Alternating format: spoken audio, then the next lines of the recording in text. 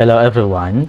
Ngayon ay ating i-demonstrate using Microsoft Excel ang pagko-compute ng mga parameters such as the net present value, NPV, IRR or internal rate of return, ROI or return on investment, payback period, and lastly, the benefit over cost ratio. So itong mga parameters na ito ay importante sa pag-evaluate natin ng feasibility ng isang project. So, given sa atin dito, yung cash flows, inflows, outflows, and net cash flows from year 1, starting from year 1 going to year 10 ng isang business. And then, given din sa atin dito, yung cash flows for the year 0. So, ito yung naman yung mga pre-operating expenses or na meron tayo. So, given din sa atin dito yung sinet nating interest rate or yung minimum attractive rate of return. So, in this case, we have 8%. Tapos, nag-create tayo ng mga columns for the present value of cash flows. Siyempre, meron siyang inflow, outflow, and net cash flows.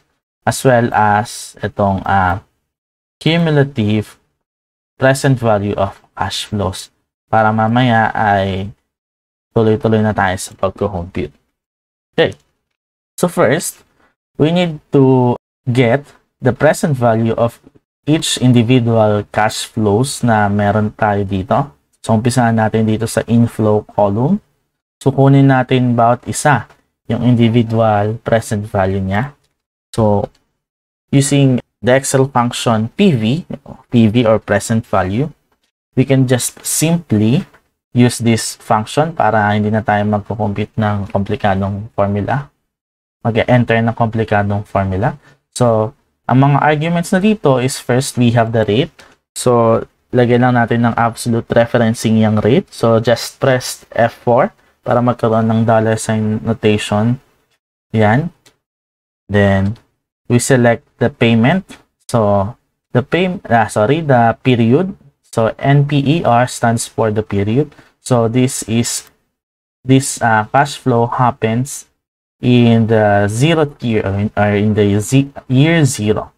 So, ang gawin lang natin is that ating lagyan natin na absolute yung column C. So, dapat may dollar symbol dito sa before C.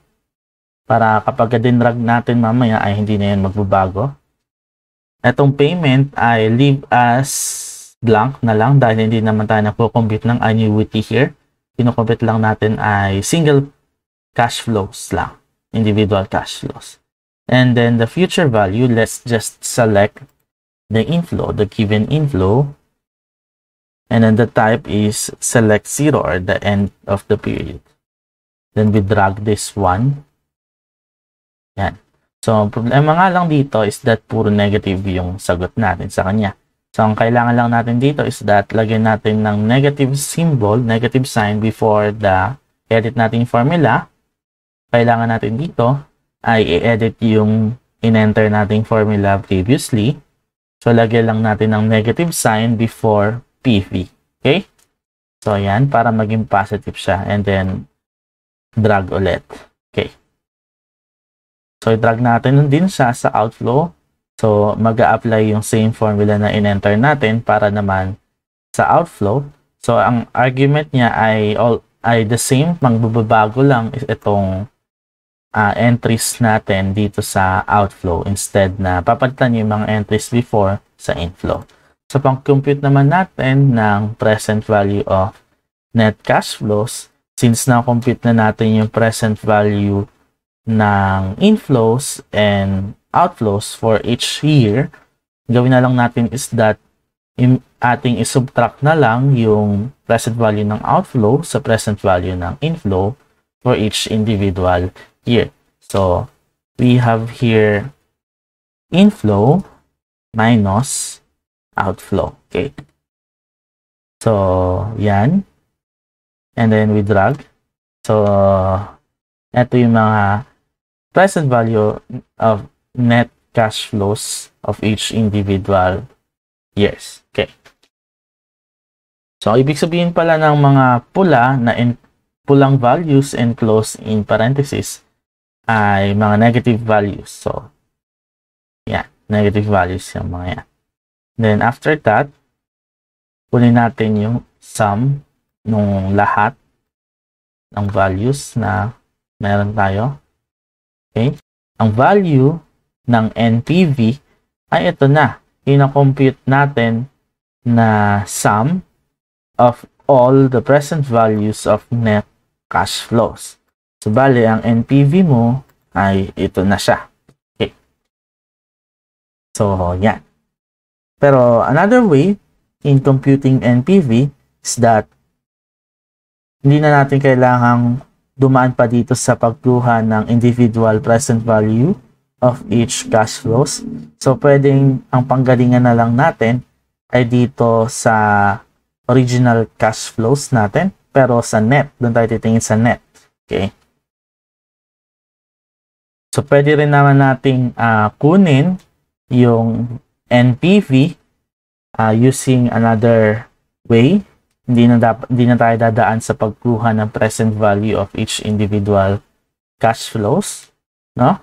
So, ang panggagalingan na lang natin dito is itong original net cash flows natin. Hindi na natin siya kailangang kunan ng present value.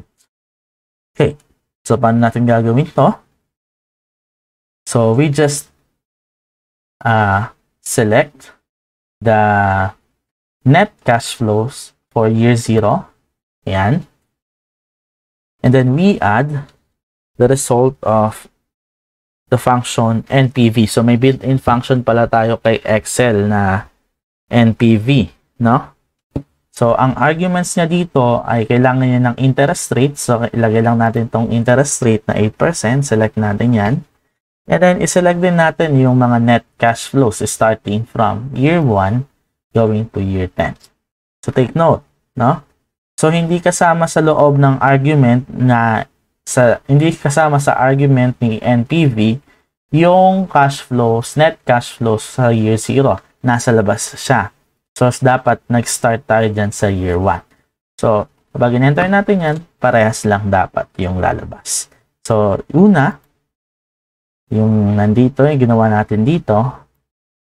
Tapos, yung ginawa natin naman, ikalawa, using the function NPV, same lang dapat yung lalabas na value sa kanya para makita natin tama yung ginawa natin.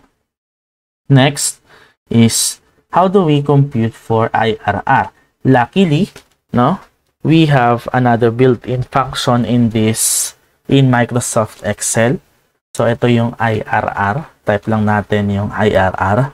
At yung mga argument niya, isa-select lang natin yung mga net cash flows.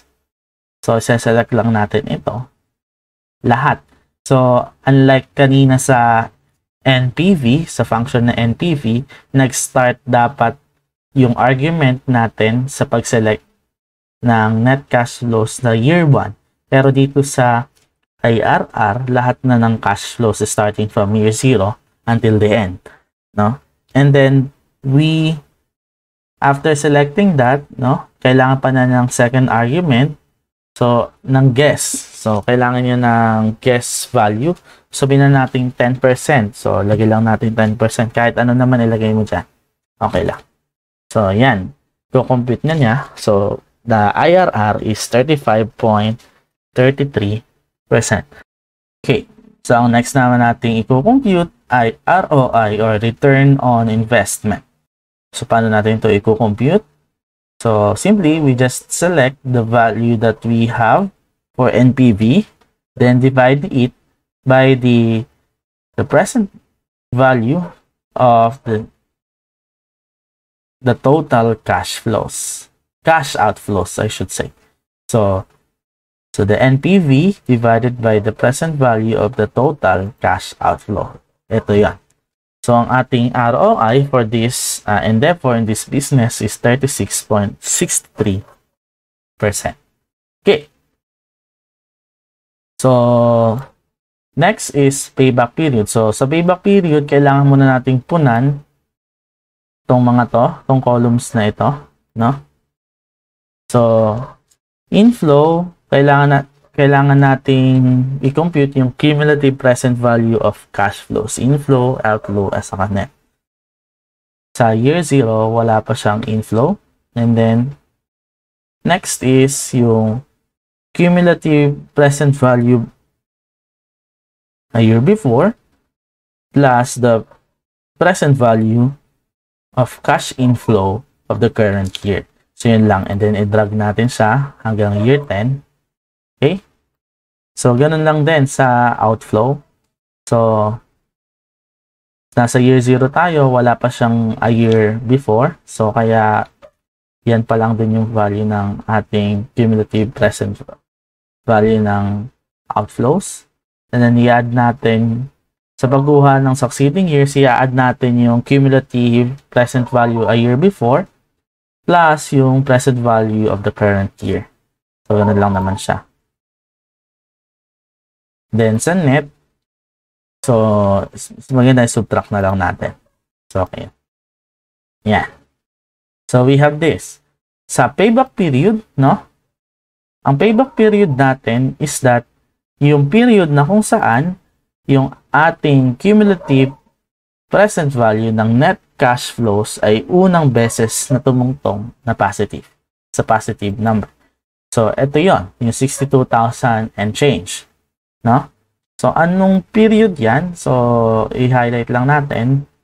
No? This is the period that we are talking about. This is period 4 or year 4.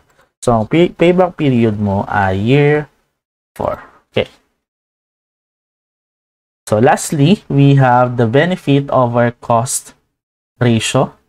So, simple lang naman ito. So, atin lang i-divide yung present value ng total cash inflows by the present value of the total cash outflows.